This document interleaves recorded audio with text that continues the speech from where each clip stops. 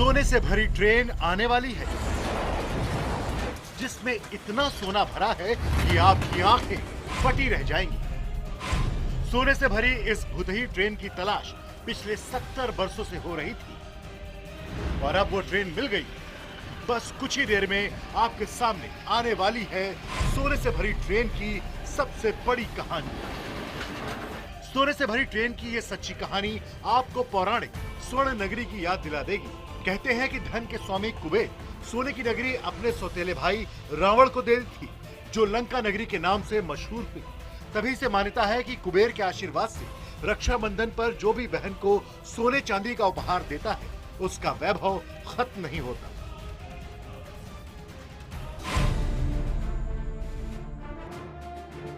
कहा जा रहा है कि वैभव उसका कभी खत्म नहीं होगा जिसे सोने से भरी ट्रेन मिल जाएगी।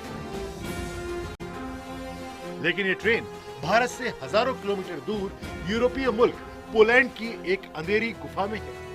वो ट्रेन जिसमें हिटलर की नाजी सेना ने अपना लूटा हुआ खजाना भर दिया था। यहूदियों और तमाम मुल्कों से लूटे गए सोने चांदी के जेवरात, सोने के सिक्के और सोने को गलाकर बनाई गई ईंटें इसी ट्रेन में है। 1945 में जब नाजी सेना को सोवियत सेनाएं हराने लगी थी, तब ये ट्रेन नाजियों की बनाई एक अंधेरी गुफा में गुम हो गई थी। लेकिन खजाना खोजने वाले दो लोगों ने दावा किया है कि उन्होंने खोज ली है सोने से लदी ट्रेन। तो आपका इंतजार खत्म होने वाला है, क्योंकि अब होने वाला है सोने से लदी ट्रेन का सबसे बड़ा खुलासा। आ रही है सोने से लदी train. Powiatowego wpłynęło pismo z Kancelarii Prawnej z Wrocławia. Jakoby dwie osoby, Polak i Niemiec, które ta kancelaria reprezentuje.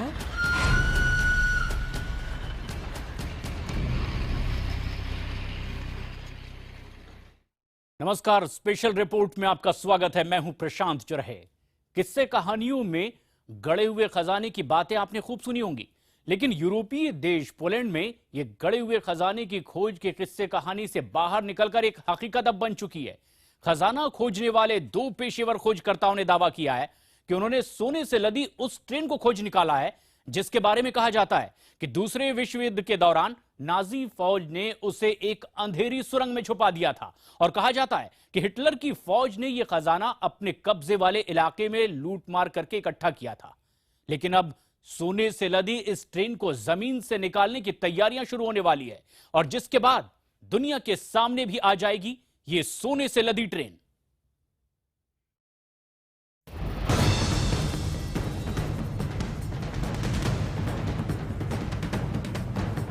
साल 1945 द्वितीय विश्व युद्ध अपने अंत के करीब पहुंचने लगा था। मित्र देशों के फौजी अभियान के सामने हिटलर की नाजी सेना के पांव उखड़ने लगे थे। हार सामने देखकर नाजी जनरल अपने भविष्य को लेकर चिंता में पड़ चुके थे। उन्होंने अपने कब्जे वाले इलाके में जुल्म और सितम तेज कर दिया था। जगह जगह से लूटे हुए सोने चांदी और कीमती सामानों को युद्ध बंदियों और गुलामों के जरिए दिन रात बक्सों में बंद किया जा रहा था। जहां मुमकिन था वहां सोने चांदी को गलाकर उन्हें बड़ी बड़ी सिल्लियों और सोने की ईंटों में भी बदला जा रहा था।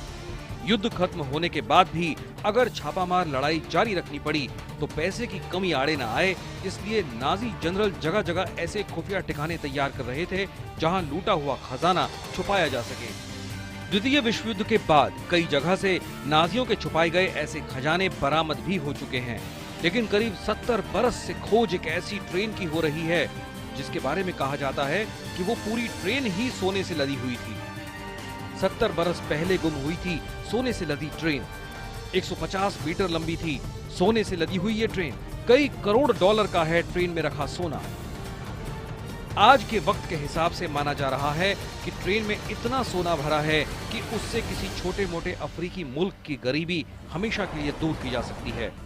इसीलिए इस ट्रेन की तलाश में लंबे वक्त से खजाना खोजने वाले कई पेशेवर विशेषज्ञ जुटे हुए थे और करीब 70 साल बाद उस ट्रेन को खोज निकाला गया है। यूरोपीय देश पोलैंड के पहाड़ी इलाके में बसे छोटे से जिले बालब्राइक को कुछ दिन पहले एक चिट्ठी मिली है, जिसमें एक पोलिश और एक जर्मन नागरिक ने दावा किया है कि उन्होंने उस जगह को खोज निकाला है जहां नाजियों ने खजाने से लदी ट्रेन को छुपाया था। लेकिन उसका पता बताने के लिए दोनों ने खजाने में 10% हिस्सेदारी की शर्त रखी है।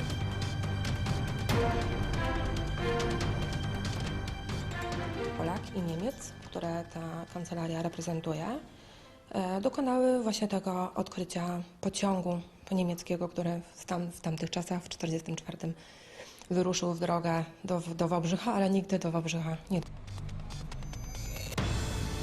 बालब्राइक जिला परिषद और इस छोटे से जिले में रहने वाले तमाम लोगों का ही नहीं, बहुत से इतिहासकारों का भी कयास है कि सोने से लदी वो ट्रेन उनके शहर के आसपास ही कहीं जमीन की गहराइयों में गुम है। दरअसल इस ट्रेन की कहानी शुरू हुई थी अप्रैल 1945 में, जब सोवियत लाल सेना तेजी से आगे बढ़ते हुए जर्मनी को पीछे खदेड़ रही थी। नाजियों ने इस हालात की कल्पना कर ली थी, इसीलिए उन्होंने बालब्राइक के आसपास के दुर्गम पहाड़ी इलाकों में जमीन के भीतर गुफाओं और सुरंगों का एक जाल बना दिया था। 8 मई 1945 को बालब्राइक पर सोवियत लाल सेना का कब्जा हो गया, लेकिन इससे पहले ही लूटमार कर जुटाए गए सोने से भरी नाजियों की ट्रेन उस इलाके की तरफ जा चुकी थी जहां पर नाजियों ने खजाना छुपाने का इंतजाम किया हुआ था। द्वितीय विश्व युद्ध के बाद उस ट्रेन को बहुत से खोजी दलों ने खोजने की कोशिश की, जिनका मानना था कि सोने से लदी वो ट्रेन बालब्राइक के मशहूर सियाज के किले के पास मौजूद सुरंगों से ही गुजरने के बाद पहाड़ों में कहीं गुम हो गई। अब दो लोगों ने एक लॉ फर्म के जरिए दावा किया है कि उन्होंने उस जगह को खोज निकाला है जहां नाजियों ने ट्रेन को छुपाया था। Nie są łowcy skarbów, łowcy sensacji, tylko po prostu osoby, które mają tutaj już doświadczenie duże. बालब्राइक जिला परिषद को खजाना मिल जाने की सूचना देने वाली कानूनी फर्म का कहना है कि उनके क्लाइंट इलाके से अच्छी तरह से वाकिफ हैं। जानकारी के मुताबिक दोनों में से एक शख्स के पास पुरातात्विक खुदाई करने का अच्छा खासा तजुर्बा है। उसके पास जमीन से नीचे छुपी चीजों को खोज निकालने वाली अत्याधुनिक मशीनें भी हैं। बालब्राइक जिला परिषद भी उसके दावे को सही मान रही है, लेकिन मामला अब इस बात पर फंसा है कि खजाने का 10% हिस्सा देने की दोनों की शर्त पर क्या फैसला होता है। हिटलर की सेना के गड़े खजाने को खोज लगातार कर रहे हैं लोग। यूरोप में कई जगह इसकी खोज की जा रही है। वहीं पोलैंड के बालब्राइक शहर में सोने से लदी ट्रेन खोजने के दावे के बाद अब कई राज भी सामने आ गए हैं। पोलैंड के अधिकारियों का कहना है कि ट्रेन कहां छुपाई गई है, यह सटीक जानकारी मिलने के बाद भी मुमकिन है कि उसे जमीन से बाहर ना निकाला जा सके, क्योंकि नाजियों ने जब ट्रेन को छुपाया था तब खजाने की सुरक्षा का भी मुकम्मल इंतजाम किया था, और यह इंतजाम इतना खतरनाक है कि ट्रेन को बाहर निकालने वालों की जान भी जा सकती है।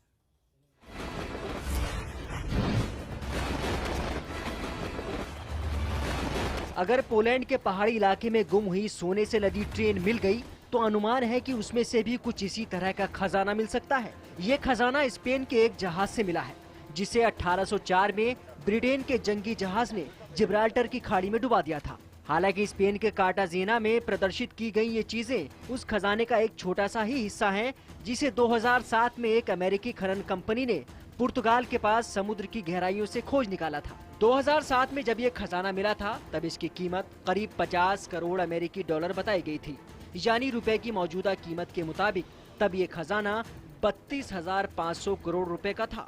लेकिन तब ये खजाना स्पेन को नहीं मिल सका था।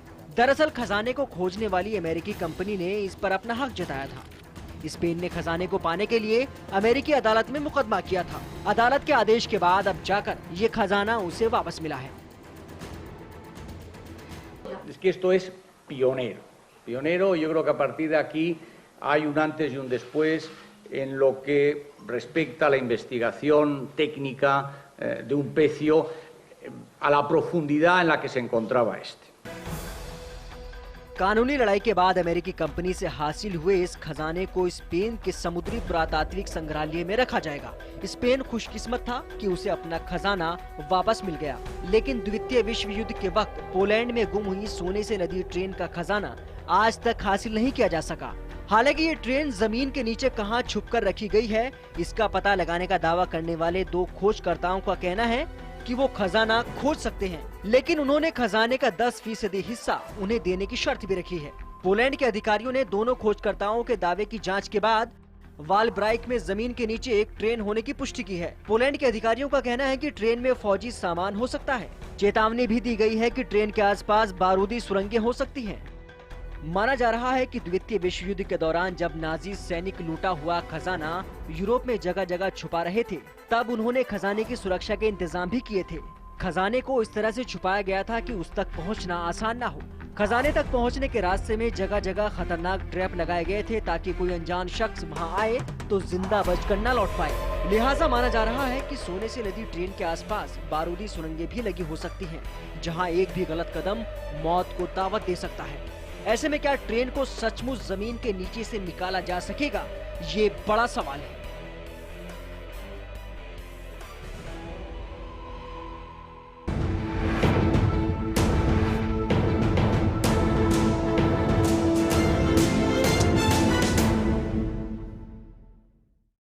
आप देख रहे हैं स्पेशल रिपोर्ट और हम बात कर रहे हैं सोने से लदी उस ट्रेन की जिसके बारे में दावा किया गया है कि वो पोलैंड के एक शहर में जमीन के नीचे अंधेरी सुरंग में महफूज है।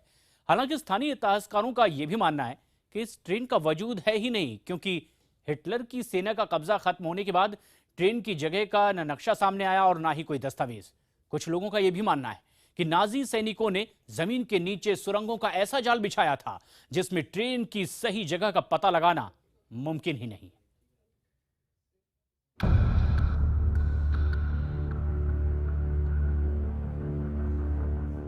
सियाज कैसल यानी सियाज का किला पोलैंड के वॉलब्राइक शहर की पहचान है। बहुत से जांचकर्ताओं का मानना है कि सोने से लदी ट्रेन सियाज कैसल के पास एक रेलवे पुल के पीछे की पहाड़ियों में हो सकती है।